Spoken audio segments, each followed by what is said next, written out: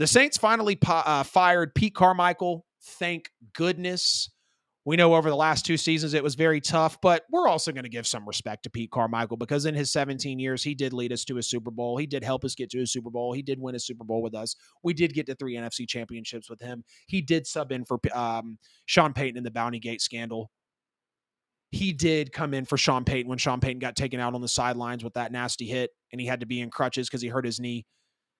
Pete Carmichael did all that. Pete Carmichael had a solid tenure with the New Orleans Saints, and I don't want to let a bad ending for him be the reason why the tenure for him is stained, because he did more good than bad, much, much more good than bad. But just like the Patriots need to do, and the Saints are slowly doing, you have to scrape out this Sean Payton era, this Drew Brees era, this Brady and Belichick era, so you can get a new identity and you can go on and win games.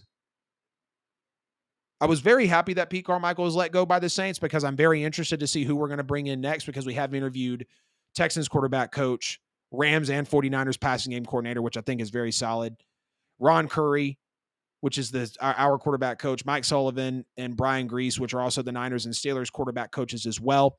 Those have all been interviews. I don't give an absolute damn about Brian Johnson being interviewed. He was a horrible offensive coordinator for the Eagles. If you follow me on Twitter, you know exactly what I said about the Brian Johnson interview, because where is the potential, where is the possible Todd Monken interview?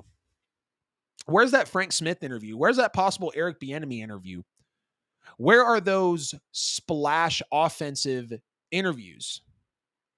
And I like the Zach Robinson. I like the Clint Kubiak. I like the passing game coordinators. I can respect the quarterback coaches as well. But let's go look at offensive coordinators. Let's go do that, because we have offensive talent. We've got Olave. We've got Shaheed. We've got Kamara. Jawan Johnson might be coming around.